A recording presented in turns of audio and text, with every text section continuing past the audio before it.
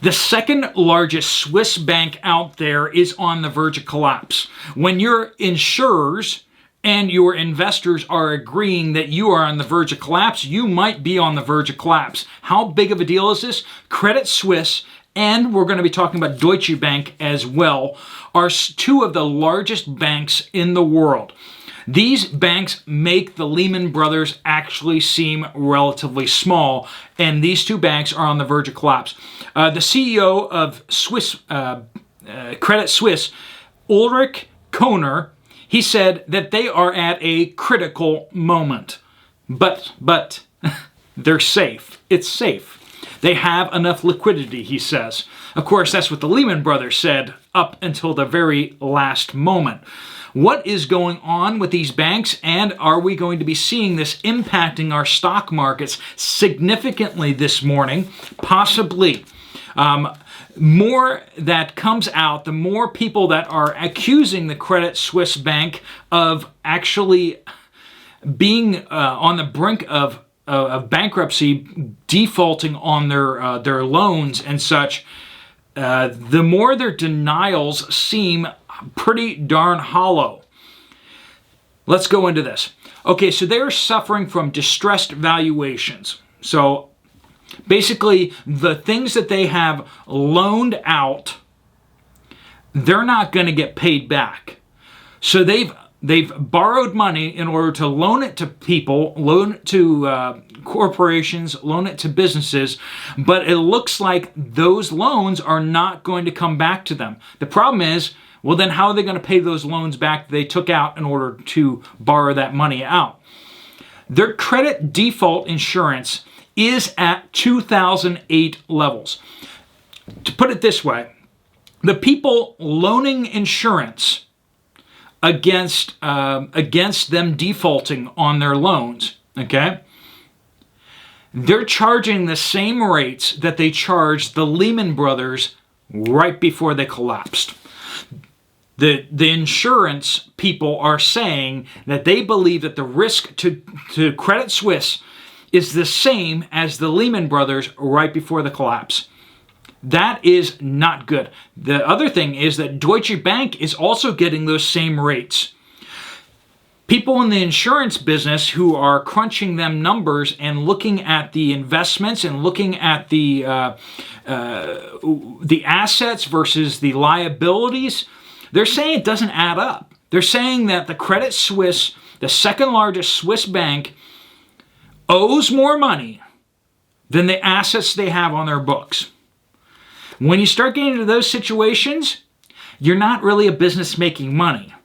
You're a business about to lose all of your shareholders a lot of money. You're about to make other banks around you implode because you're losing them tens of billions of dollars. So let's just talk about size here. The Lehman Brothers, when they blew up, was $600 billion. Remember, this is a moment in American history that the banks that were too big to fail started to collapse. This one bank started to take down the entire stock market and the banking system. Credit Suisse is holding $766 billion worth of assets, larger than the Lehman Brothers. And when you look at the Deutsche Bank, it's actually twice as big as the Lehman Brothers, and they are on the verge of collapse. That is basically Germany's largest bank. So we're seeing the second largest Swiss bank, the largest German bank, and two of the major banks out there in the world are actually looking at collapse. And this isn't from them. They're saying they're fine. Oh yeah, they're fine. They're fine. But you might not believe them. You might want to believe the investors and the people who actually are objective third parties. As they're saying out there, disaster is imminent. This is what some of the investors and people in the markets. We've seen that since the beginning of this year, Credit Suisse has lost 75% of its value in the stock market. They are down 75% of its value down. And that's just in the last 8 months. Investors and people who have great great interest in getting these numbers right and seeing what's happening are extremely, extremely concerned. These banks have played fast and loose. Credit Suisse particularly is reeling from billion-dollar losses from their greensill investments, which is basically it was ensuring the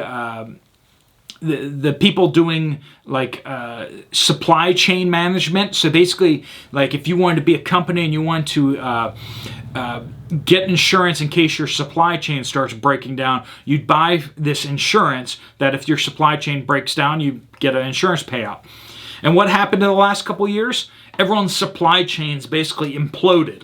And Greensill was on the hook for billions and billions of dollars, and consequently, one of their major shareholders, which was, you guessed it, Credit Suisse, got bilked out of billions of dollars. Also, the Archegos scandal investment, they lost billions on that as well. That's where a lot of their value just went poof. They borrowed money against those investments and against those assets, and then they turned into not just nothing, but they turned into massive losses.